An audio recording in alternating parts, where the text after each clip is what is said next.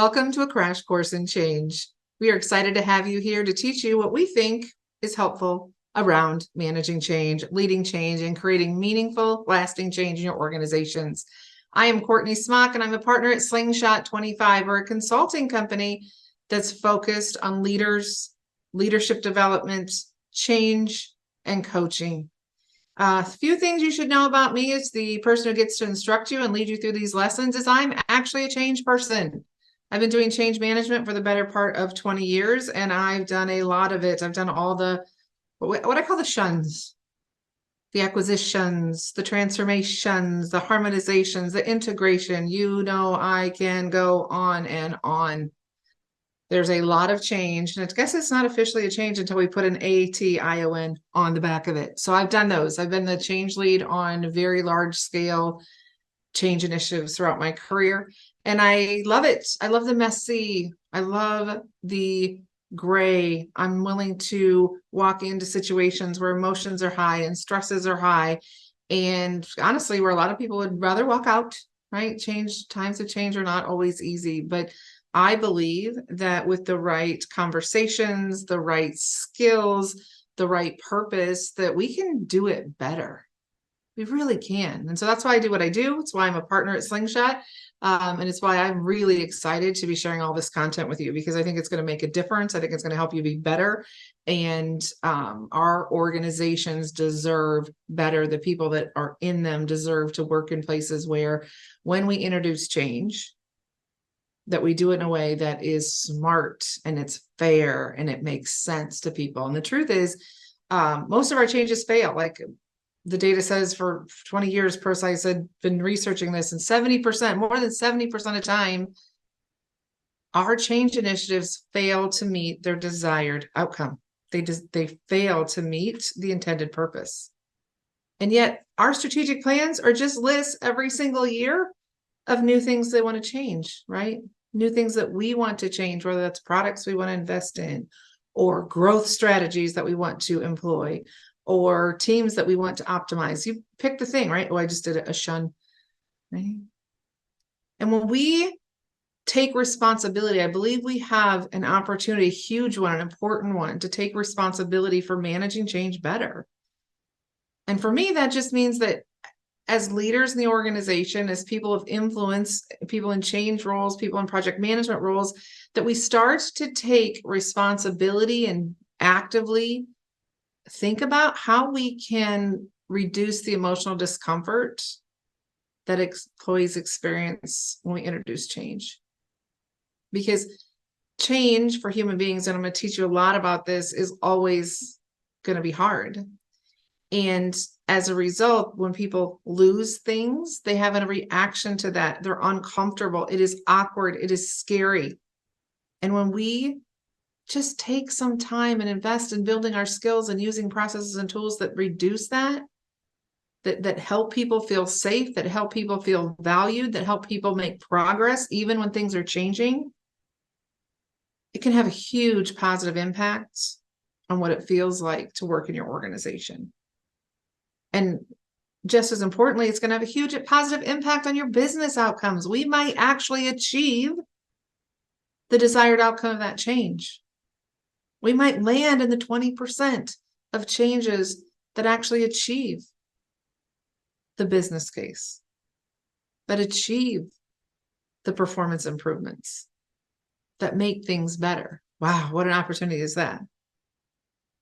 But the truth is, I think we're actually not doing that very well, and we're letting our organizations operate in what I've been starting to call the aftermath. We're letting our people live and try to be productive and help our customers and build our best products in an environment of aftermath. The change has blown through. It has broken things, right? It's broken our role clarity. It's broken our processes. Maybe our tools don't work together very well. It's changed our org structure, which means that it's changed our decision right authority.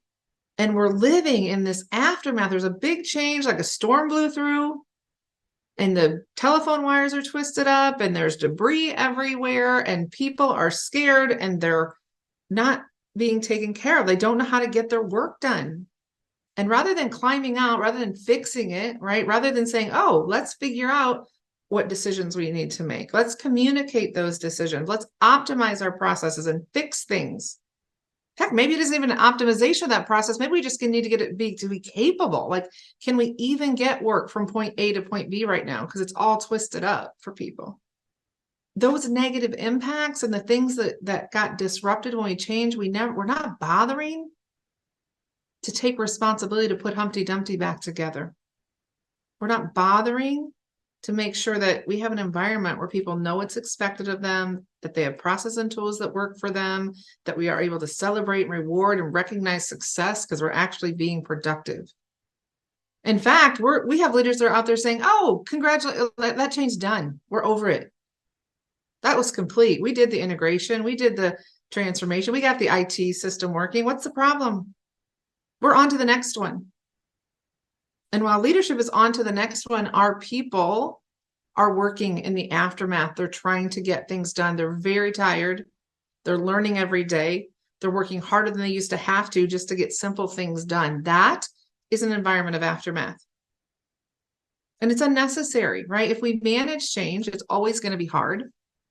But if we're proactive and we anticipate and take responsibility to communicate our business decisions, to think about the impact of what's changing and build a plan that will carry people from where they are today to where we want them to go, it can be better.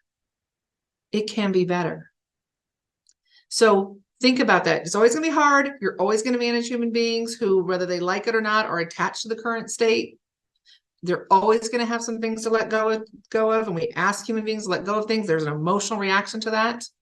That part is not going to go away. So long as we lead humans, change is going to be hard. But if we use these things, the lessons in the crash course will give you some ideas on things that you can lean into and practice to make it better, right? To either avoid the aftermath, right? Or if you're there, climb back out of it. So here's what I'm going to teach you in these next lessons.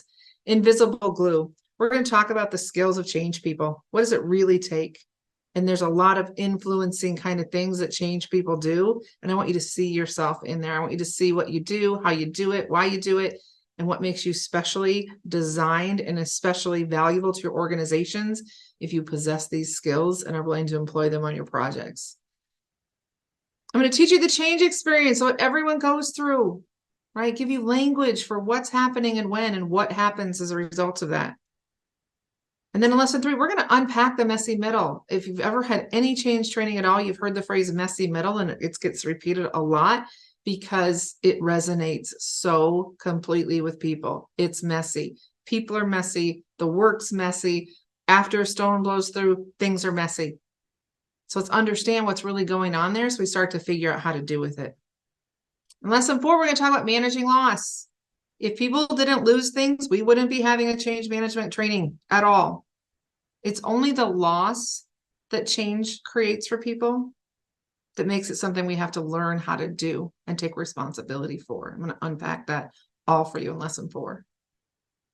In lessons 5 and 6, these are the tool and process areas. We're going to first talk about how you actually assess the impact and look for the losses.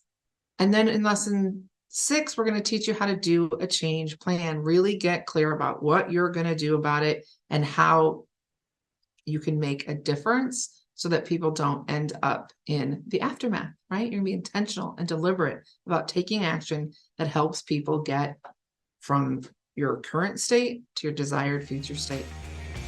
So that's what we have for you. I'm very excited for you to dig in. It's time to move on to your next lesson.